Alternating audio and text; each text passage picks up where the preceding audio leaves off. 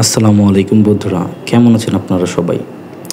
আসুন আপনাদেরকে আজকে ঘুরিয়ে নিয়ে আসি মিশরের এক প্রাচীন এবং বাস্তববাদী সত্য ঘটনাকে কেন্দ্র করে লেখা এক ঐতিহাসিক জীবনী। হ্যাঁ বন্ধুরা, বলছিলাম সালাউদ্দিন আইয়ুবী কথা। জাদুল আসাদির তাঁবুতে বিশ্রাম নিচ্ছিলেন সুলতান সালাউদ্দিন আইয়ুবী। শিরস্থান খোলেননি। তাঁবুর বাইরে সশস্ত্র দেহরক্ষীরা পাহারা দিচ্ছিলেন। কয়েক মুহূর্তের জন্য রক্ষী বাহিনীর কমান্ডার একটু অন্যদিকে গেলেন। একজন গার্ড পর্দায় ঈষৎ ফাঁক করে উকি দিল। তাঁবুর ভিতরে দু চোখ বন্ধ করে চিত হয়ে শুয়ে আছেন সুলতান। গার্ড বাইরে দাঁড়ানো। চারজন সঙ্গীর দিকে তাকালো। চোখ বন্ধ করে খুলল একবার। সে চারজন দেহরক্ষী অন্যদের সাথে একটু গল্প জুড়ে দিল। তাঁবুতে ঢুকলো প্রথম রক্ষী। তার হাতে ছিল খঞ্জর। নিঃশব্দে এগিয়ে গেল ঘুমন্ত সুলতানের দিকে। খঞ্জর বাগিয়ে ধরে হাত উপরে তুলল। আইয়ুবীর বুক লক্ষ্য করে যখনই নেমে আসছিল তার হাত, ঠিক সেই মুহূর্তে পাশ ফিরলেন সুলতান। রক্ষিত আঘাত গিয়ে পড়ল আইয়ুবীর শিরস্ত্রাণে। তিনি তো বিদ্যুৎ গতিতে দাঁড়িয়ে গেলেন। নিমেষেই ঘটনা টের পেলেন, যেহেতু একজন সুলতান, এরকম অহরহ তাদের সাথে হয়ে থাকে। নিজের বাছাই করা দেহরক্ষীর আক্রমণ করেছে দেখেও হতবাক হলেন না। রক্ষী শিরস্থানের পাশে কেটে মাটিতে গেঁথেছিল আর কি খঞ্জরটা। তো পলক পূর্ণ শক্তিতে রক্ষীর মুখে ঘুষি মারলেন সালাউদ্দিন আইয়ুবী। মট করে হাড় ভাঙার শব্দ হলো। বিকট শব্দ করে চিত হয়ে পড়ে গেল রক্ষী। সালাউদ্দিন আইয়ুবী রক্ষীর হাত থেকে ছিটকে পড়া খঞ্জর নিজের হাতে তুলে নিল। চিৎকার শুনে বাইরে থেকে ছুটে এলো দুজন রক্ষী। এই ওকে বেঁধে ফেল, নির্দেশ দিল সুলতান। কিন্তু ওরা সুলতানের নির্দেশ অমান্য করে উল্টো সুলতানকে আক্রমণ করে বসল। একা খঞ্জর দিয়ে দুই রক্ষীর তলোয়ার মোকাবেলা করতে লাগলেন আইয়ুবী। তাঁবুর ভিতরে শুরু হলো অসম এক লোমহর্ষক লড়াই। 2-1 মিনিটের মধ্যেই অন্য গার্ডরা ভিতরে প্রবেশ করলো। কিন্তু তারা তো অবাক। আরে ভিতরে কি হচ্ছে এইসব?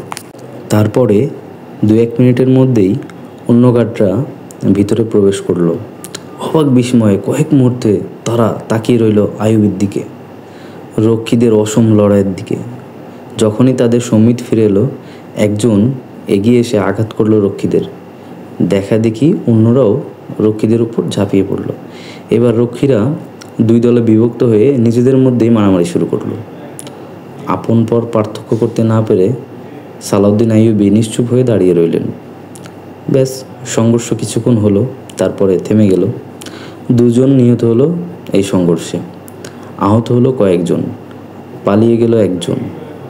তদন্ত শেষে দেখা গেল দেহরক্ষীর 7 জন ছিল ঘাতক দলের সদস্য, যারা ছিল ওমস্তাগির নামের খলিফা সালেহের এক কেল্লাপতি আর কি। আইয়ুবীকে হত্যার জন্য এদের নিয়োগ দিয়েছিল তারা।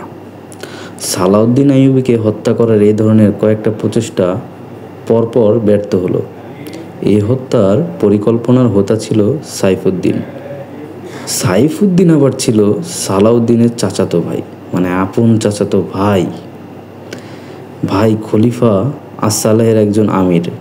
যে সময়ের কথা বলছি তখন মুসলিম দুনিয়ার কেন্দ্রীয় শাসন ছিল নামমাত্র। আমিরুল মুমিনিন মুসলিম বিশ্বের প্রধান হলেও কার্যত ইসলামী দুনিয়া ছিল তার নিয়ন্ত্রণের বহির্ভূত। বিভিন্ন প্রদেশের গভর্নররা নিজেদেরকে সুলতান উপাধি দিয়ে তারা নিজেদেরকে অখণ্ড রাজা ভাবা শুরু করলো আর কি। তো স্বাধীনভাবে শাসন কার্য পরিচালনা করত তারা। এই ঘটনার পর একদিন ভোরে সাইফুদ্দিনকে লক্ষ্য করে একটি চিঠি পাঠালেন সালাউদ্দিন আইয়ুবী।